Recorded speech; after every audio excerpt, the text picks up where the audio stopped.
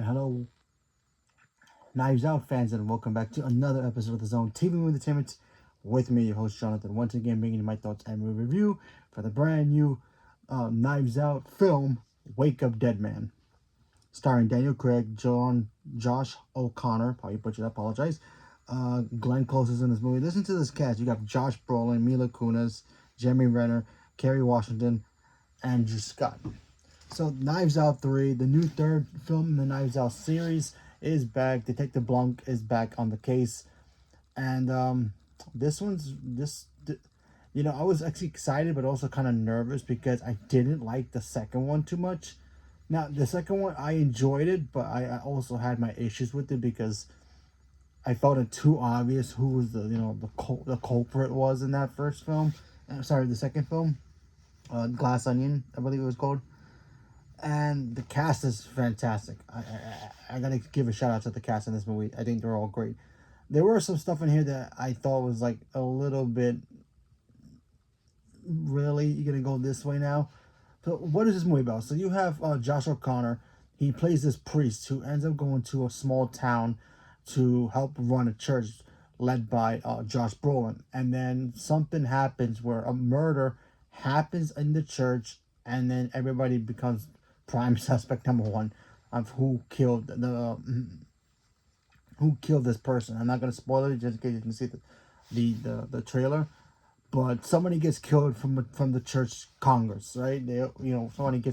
Somebody important to the church gets killed. I'll leave it at that.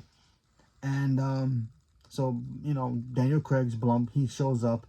He has to investigate, and then him and Josh, who plays this other priest, the two of them team up to try to figure out what the heck is going on. Why is this town so kind of shady and kind of keeping secrets, and what are these secrets? And it's one of those movies where you're like, all right, you watch it and you think it's going to be a full-on mystery. It's like, yes. I was so excited for this. I was like, yes. First of all, Daniel Craig is awesome as this character. I really, really enjoy his character a lot as Detective, I think, Blanc, excuse me. He's fantastic in this role. I think he crushes every time. Josh O'Connor, he was fantastic as well. He plays the second priest who shows up to try to help him out. Gotta talk about Josh Brolin. Josh Brolin, he's like the head priest. Every time I see Josh Brolin, every time I see him, I'm like, yeah, it's Thanos is playing this character, or playing this character rather. That's a mobster, or whatever whatever he's doing in any movie he's in. And then I see him in this, I'm like, Thanos is a priest. I kind of dig it. He was great. Even Mila Kunis showed up to really be somebody in this movie. She's the sheriff who kind of.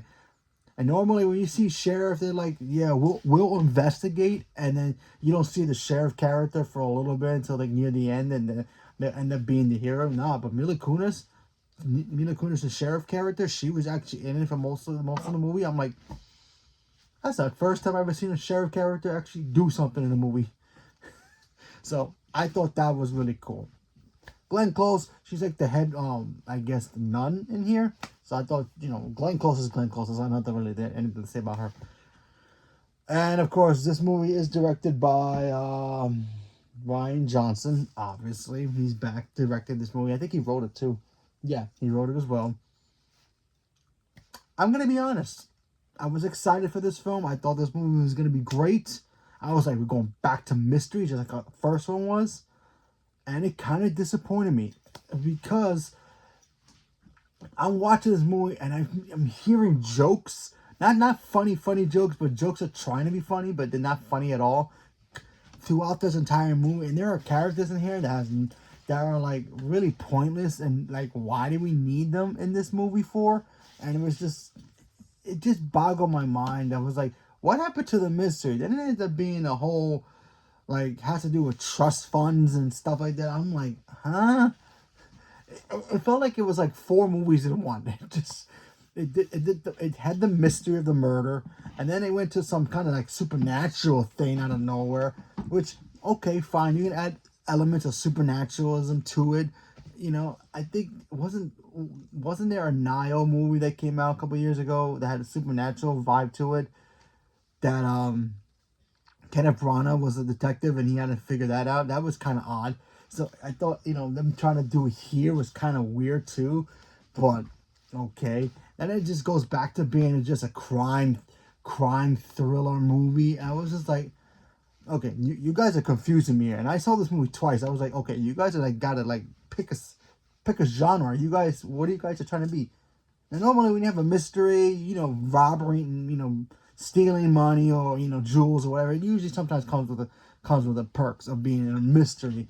And I was like, all right, cool. But then the whole, then it goes to like near the end of the film, it kind of goes like a supernatural element to it. I'm like, why? I I did not like this movie. I honestly wanted to like this movie a lot, and the cast was fantastic. I'm not blaming on the cast. To me, I think it was the writing, and I could be, it's just my opinion, and you guys might think I'm crazy, and maybe you love this movie, and that's great, cool. But for me, I'm just watching this. I'm like, why? What happened to the first? Like, what happened with the in the first movie? Okay, the first. You guys remember the first one where the old man, he's wealthy, his children comes over, and then the next thing you know, he's dead. Then he's like, okay, this movie's like Clue. It's like, okay, who killed the billionaire? Who wants his inheritance more? What happened to that here? And then the, it just became too much of greediness with something that has to do with the town secrets that one of the priests knew about all the dark secrets that they had, and they had a dark secret about him, and then somebody ends up somebody important in the church, and again I'm not gonna spoil it, gets whacked from the church, and it's like I wanted to see that. I wanted to see, okay, who killed this priest and what's up with the town secrets in here. It's like, all right, cool. And then when the secrets get revealed, it's like, really? It's all about that? You going back to that formula? I'm like, okay, fine. You know what? Whatever. So I'm watching, and then it gets to the end. I'm like, it's all because of one thing, and it was beyond. I just did not like it.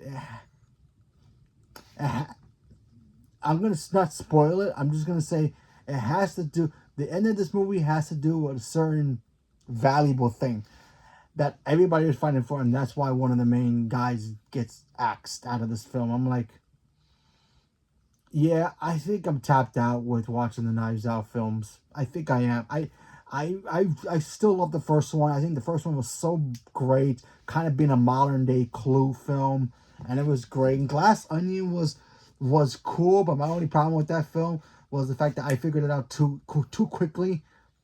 Who was the killer, or sorry, the bad guy in that film way too easily.